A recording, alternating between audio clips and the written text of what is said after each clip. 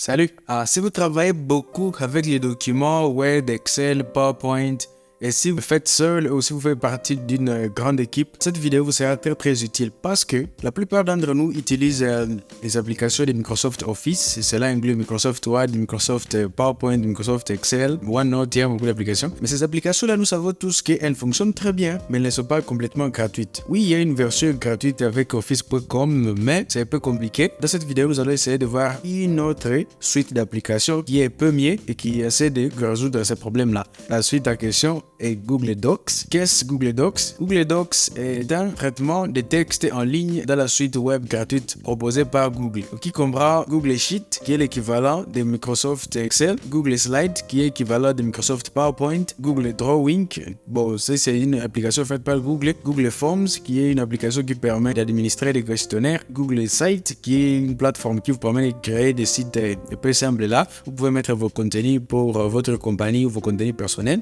Il y a aussi Google Keep, qui est une application de Google qui vous permet de garder des notes, conserver des idées, des photos ou des liens importants que vous avez trouvés en ligne. Donc voilà simplement ce qu'est Google Docs. Donc pour y accéder, vous pouvez passer par un moteur de recherche comme ça. Vous tapez Google Docs dans Google ou dans Bing, n'importe quel moteur de recherche que vous utilisez, et vous allez voir le tout premier lien va vous diriger vers Google Docs. Deuxièmement, pour y accéder, vous pouvez directement taper docs.google.com. Cette page ici va s'ouvrir. Et le premier avantage que je peux souligner ici, c'est que Google Docs, elle est complètement offerte gratuitement par Google. Avec Microsoft Office, il vous demande de payer à un certain moment, mais avec Google Suite, c'est complètement gratuit. Ça, c'est un avantage à souligner. Il y a aussi un avantage comparé à Microsoft Office, c'est que en travaillant via Google Docs, vos documents sont sauvegardés automatiquement en ligne. Donc, si vous travaillez maintenant et à la même seconde, vous perdez le courant ou votre connexion Internet a des soucis, vous ne perdrez rien. Tous les documents sont conservés en ligne. Et si, par exemple, vous travaillez sur votre ordinateur maintenant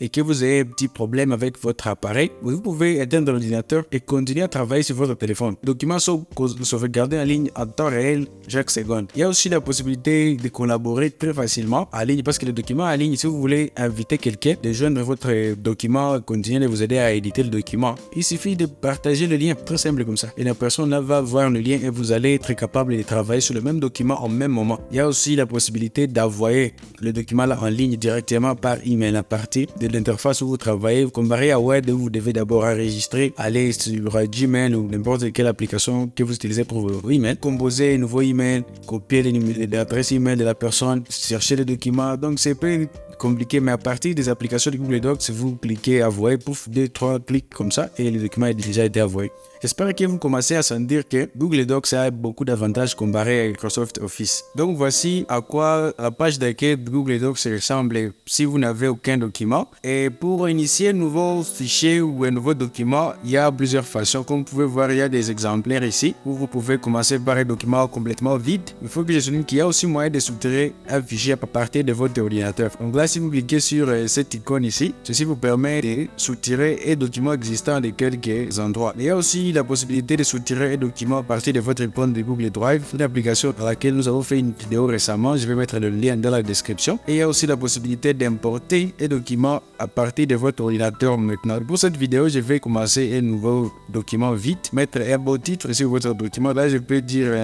fichier.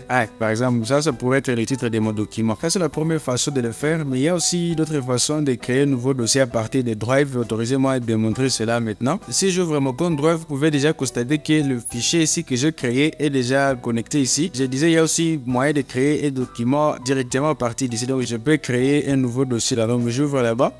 Et je clique ici dans le vide et je crée un nouveau dossier Docs directement à partir de Google Drive. Voilà la troisième façon de créer un nouveau fichier avec Google Docs. Tout ça enregistre automatiquement, il n'y a pas besoin de cliquer CTRL-S pour enregistrer, il n'y a pas besoin d'enregistrer. Tous les changements s'enregistrent automatiquement. Et si nous essayons de revenir ici dans Google Drive, vous allez voir que le fichier 2 est déjà là-bas. Et là, pour manipuler les pages, je clique sur l'option des fichiers. Je vais venir ici sur la configuration des pages. Et je vais voir quelques options qui me sont offertes concernant la page. Donc, je peux changer la direction de la page, je peux changer les dimensions de la page. Mais il y a cette fonctionnalité qui est très importante. Quand vous cliquez sur son page, ceci est la façon d'ouvrir votre page et l'utiliser. Donc il n'y a pas de bordure, vous allez seulement travailler sur la page, il n'y aura pas de bordure là de la page. Non, la page sera complètement ouverte. Si je clique OK, comme vous allez voir, voilà, la page est complètement ouverte, il n'y a pas de bordure. C'est une façon de vous concentrer sur le contenu au lieu d'être dérangé par les pages. Donc cette fonctionnalité est très importante. Dans le point suivant, je vais essayer de montrer comment manipuler les titres. Voilà, ce texte ici est encore un texte normal, mais je peux le convertir en titre. Donc la première partie, si je vais sélectionner,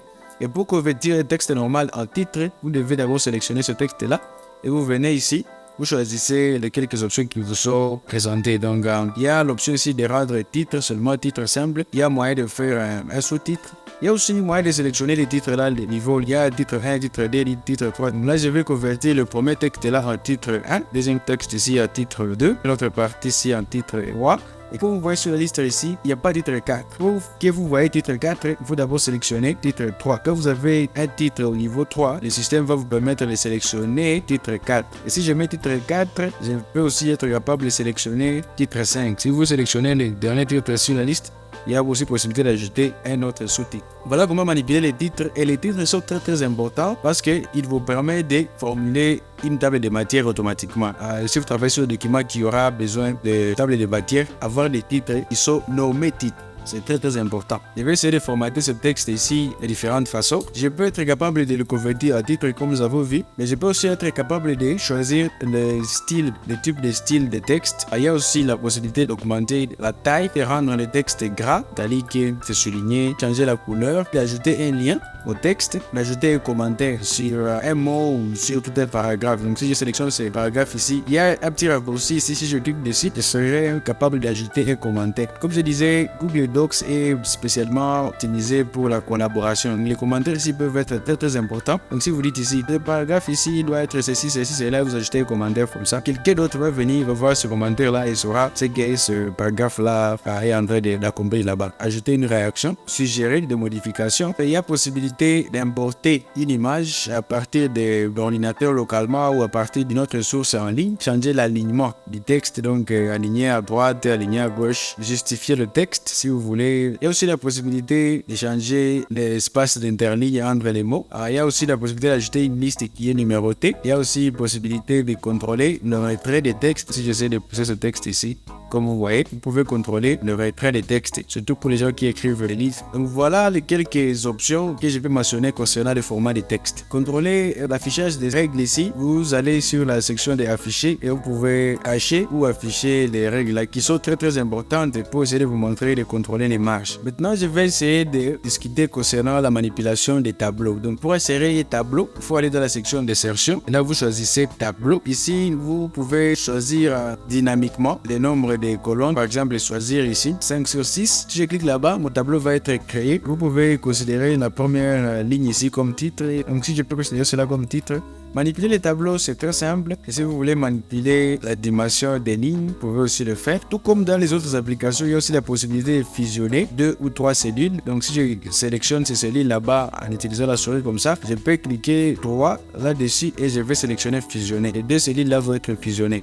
Il y a aussi la possibilité de défusionner. Si vous avez fusionné, cliquez là-dedans et vous cliquez défusionner. La fusion là va être soutirée. Il y a aussi la possibilité d'ajouter ou de subdiviser une cellule à 2. Donc là, si je clique dessus, je vais être capable de diviser une cellule. Si je clique là-bas, on va me donner ici quelques possibilités de contrôler la subdivision des cellules. Donc là, je vais dire j'aurai 2 colonnes sur une ligne. Donc si je clique là-bas, vous allez voir que mes 2 colonnes vont être, la cellule va être divisée à 2 colonnes. Donc vous pouvez voir, c'est un peu plus facile de manipuler les tableaux dans Google Docs comparé à Microsoft Word. Il y a aussi possibilité de contrôler la vue du titre d'une page à une autre. Donc si j'essaie d'ajouter là un peu plus de... Voilà, quand vous avez un tableau trop long de cette façon, il est souvent bien de répéter ce titre ici d'une page à une autre. Pour faire cela, si je clique sur format, là je vais aller sur le format des tableaux. Et ici en bas, je vais cliquer sur les propriétés des tableaux. Il y aura une section ici qui va s'ouvrir où je peux contrôler cette option ici qui me permet d'intégrer la première ligne ou le titre du tableau d'une page à une autre. Donc si je sélectionne là-bas et que j'ai ici la deuxième page, vous allez voir que le titre du tableau a été répété d'une page à une autre. Donc ça c'est très important quand le tableau est trop long, il s'élarge sur 2 ou 3 pages. Je vais essayer de mettre quelques contenus dans le tableau. Si j'essaie de changer cette section en liste, par exemple, cette section ici, je vais ajouter un lien. Il y a aussi la possibilité de changer l'alignement des textes. Et si vous voulez subdiviser cette autre cellule aussi, vous cliquez là-bas et là, subdiviser 2 colonnes et 2 lignes. Voilà. Donc, vous pouvez personnaliser votre tableau selon vos besoins.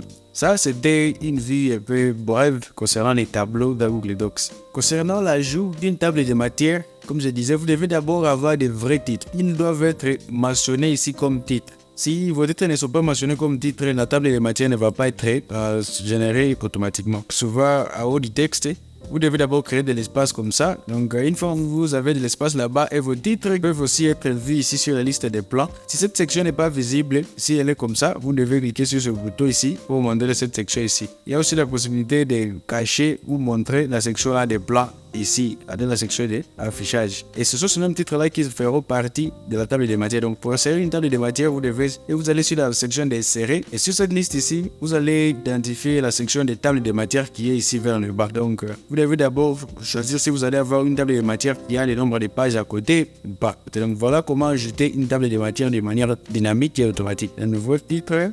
Je sélectionne et je le marque comme titre, par exemple le titre 2. Voici, je retourne à ma table de matière, vous allez voir que le titre là n'est pas encore ajouté dynamiquement. Donc pour l'ajouter, je dois cliquer sur ce bouton ici pour rafraîchir la table de matière et le nouveau titre là va être soutiré et ajouté.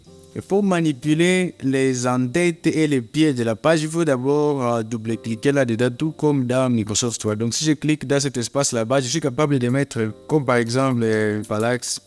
Là, je suis en train de manipuler l'en-tête de la page et je crois qu'en mettant ce texte-là dans l'en-tête de la page, ce texte va refléter sur toutes les pages. Il inclut la deuxième page ici. Je crois qu'il faut aussi toucher à comment ajouter les numérotations sur la page. C'est facile, il faut retourner dans la section ici d'insertion.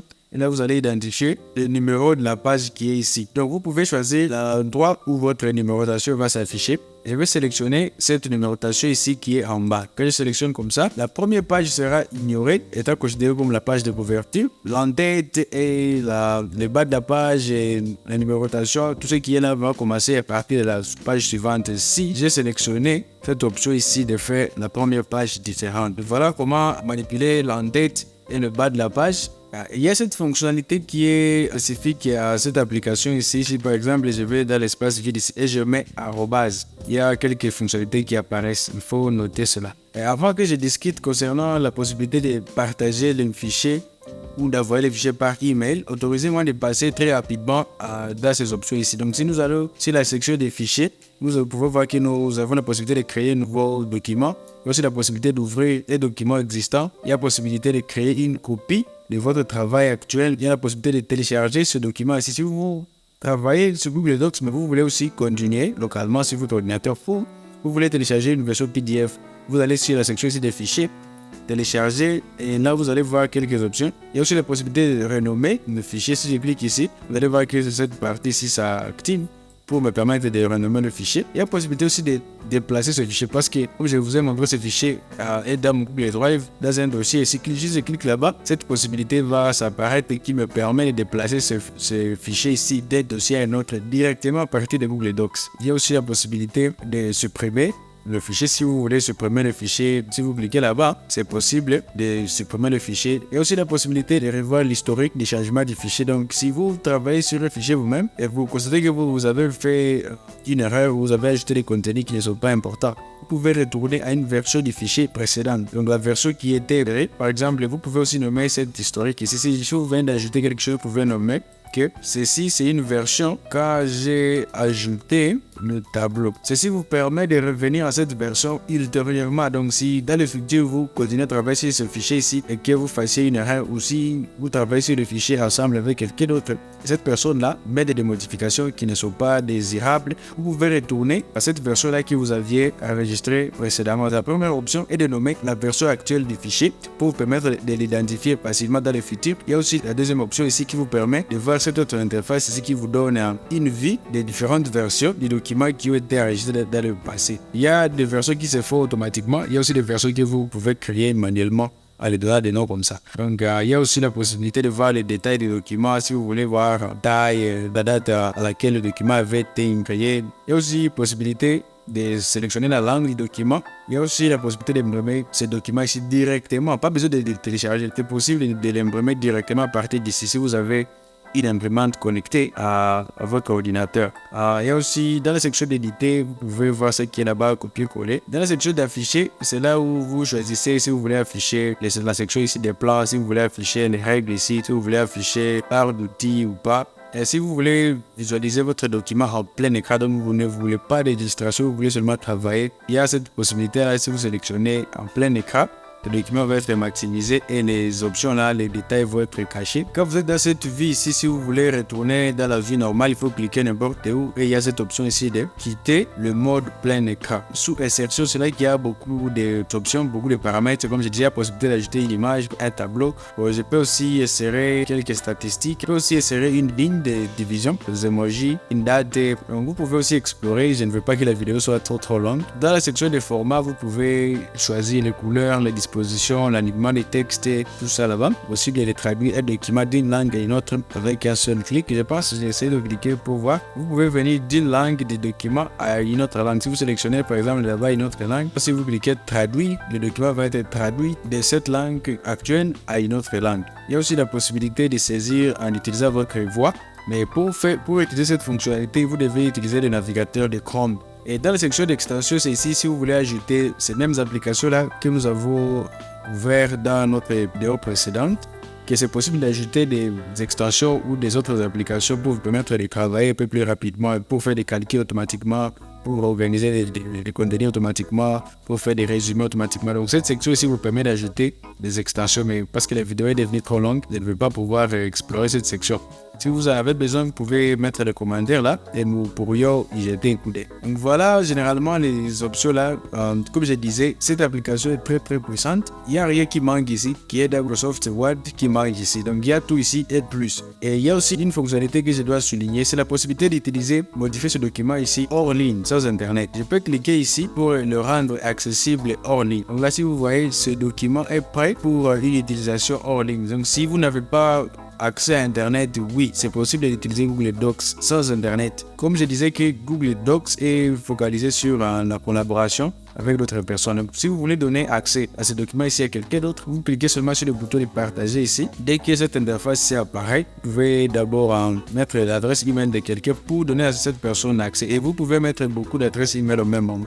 Donc, si j'ajoute une autre adresse ici, je peux cliquer là-bas. Vous pouvez donner accès à plusieurs personnes au même moment. Et si vous allez choisir si vous voulez notifier ces personnes-là ou pas, vous mettez aussi un petit message. Si vous cliquez envoyer, ces personnes-là vont être données l'accès d'éditeur au document. Donc voici à quoi la notification ressemble.